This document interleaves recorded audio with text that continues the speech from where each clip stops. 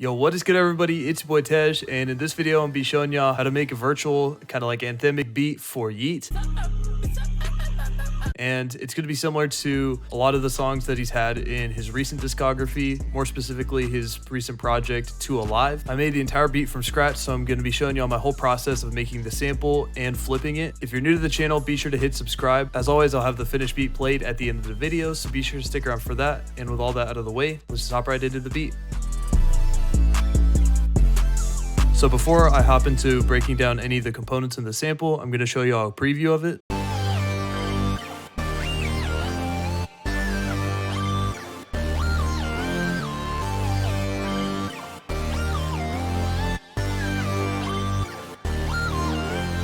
So even though the loop is just 4 sounds, it's a little bit intricate in how it's constructed, both in the MIDI and also in adding effects. So the first sound that I got was this Koala 1 lead from this free VST called Surge XT. I haven't really explored too much, but this is a free VST, and I found like some of the lead sounds and like some of the synth sounds work really well for beats of this sort. So going into the MIDI pattern for our lead here, the whole construction of it is just the first 4 measures, and it's copied over with maybe a couple slight changes, if any. The first and second measures are also really similar to the third and fourth, so I'll just go in and break down the first 2 measures. So the key that I'm actually working with in the MIDI here is A minor, and I mainly tried to base this off of using the A minor chord or its sustained variations. So the first thing that I did is I just put in an A minor chord. So it's just the A minor triad, which is A, C, and E, or the first, third, and fifth notes of the scale. If you want to make a sustained chord, you can make a sustained 2 by just moving this middle note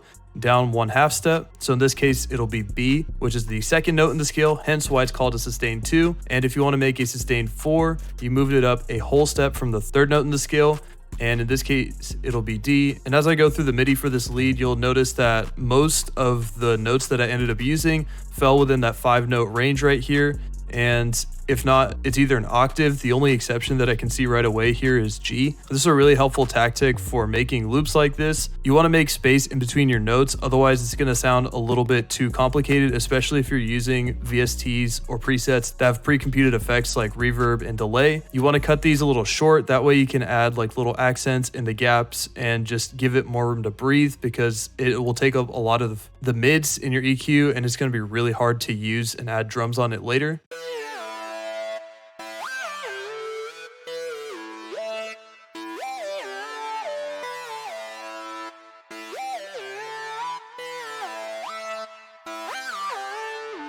And putting that into a mixer track, the first effect that I put on it was a low-cut EQ. The second is RC20, the Lush and Crunch Guitar 2 preset. I've been using this on a lot of melodies and leads recently just because I like the texture that it gives it. And usually what I end up doing is turn the noise off and I adjust these distortion, space, and wobble knobs the most. So for my next sound, I went into Serum and I got this lead. I went in and put in these notes right here. I believe I got this idea from a Tri-Freeze video, if I'm not mistaken, and he used a similar, if not the same lead.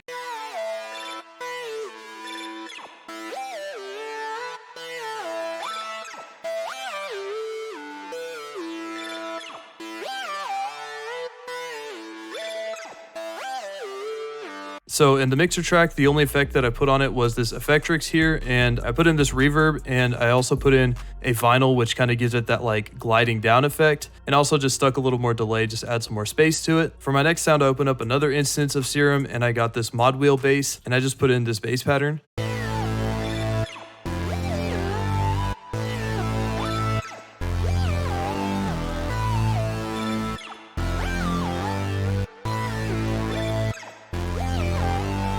And for effects, I left that dry in the mixer track. And now that brings us to our final Serum sound, which is just a personal chords preset that I have. This is pretty much just 2 solid leads with some extra unison and detune on them. And for this pattern, I pretty much just followed those bass notes that I had in the previous pattern, and I just built chords on top of them. And like I said earlier, I'm mainly using the sustained chords and the minor triads. If we octave all these notes down, you can see that this is just a sustained 4 chord. And similarly with all of these are also just variations of the minor triads or just sustained chords. This was meant to accent the lead a little bit, and as you can see here, it kind of helps fill in some of those gaps that we had left with the other presets.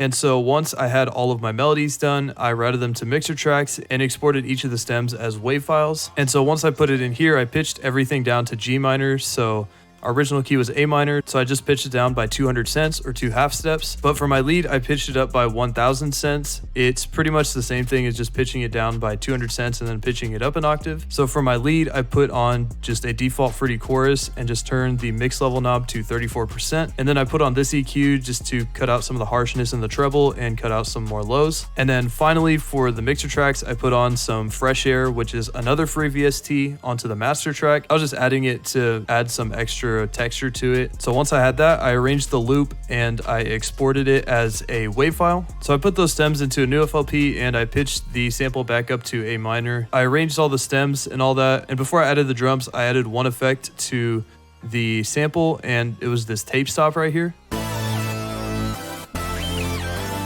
I just put this Deep Blue tape stop plugin on the sample. I put the settings as you see here, and what I ended up doing is I right-clicked on the trigger knob and hit create automation clip, and then I just put in this automation right here during certain transition parts of the beat. And one more thing before I actually hop into the drums. For all of this track, I kept the bass on. Typically, I don't pair an 808 and the sub bass together, but for these type of beats, a lot of times your bass sound and your sample and your 808 pair up very nicely. So just how this beat turned out, I ended up keeping my bass sound along with my 808. So going into the first drum sound, I just got this clap.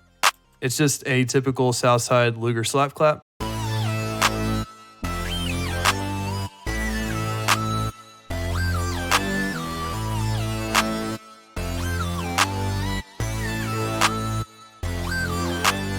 Next, I put in this hi-hat pattern.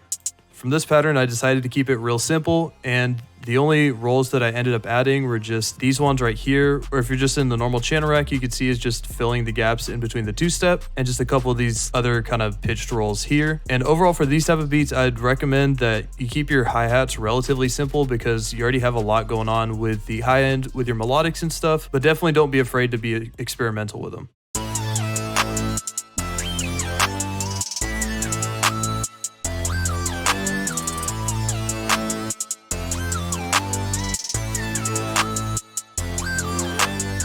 And then the next thing I added was this snare, and I just put it in the typical spots that snares would hit, like on the end of the first beat. I also placed them a beat after my 4th and 8th claps.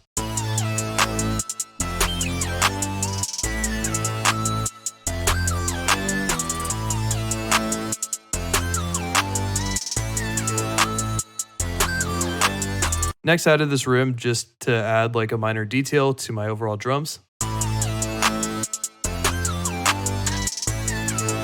And then I added the typical open hat lineup, the first one being the open hat layered with a bell. And this only plays on the second beat of the 8th measure, and then just the typical trap open hat. And put this on the second beat of the other even measures.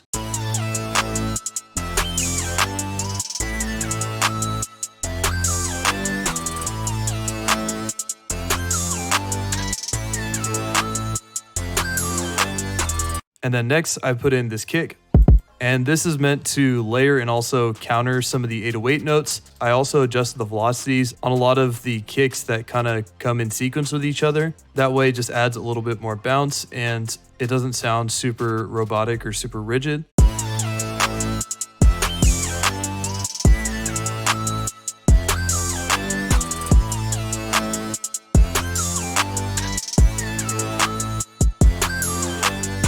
And lastly, just to put it all together, you already know I had to add the 808. And for this, I pretty much just followed the exact bass notes that I had in my bass pattern in the sample. The only thing is that I just chopped up the notes a little bit, and then I also added like a couple of shorter notes here and there just to add some extra bounce to them. And overall, I'd say it's a pretty straightforward 808 pattern. And for these type of beats, I personally don't really make the 808 patterns too complicated just because I want them to work well with the bass that's used in the loop or sample.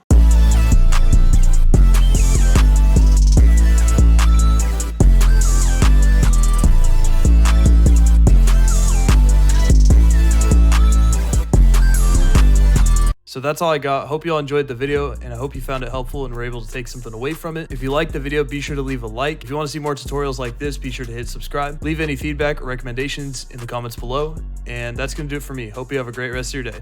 Peace.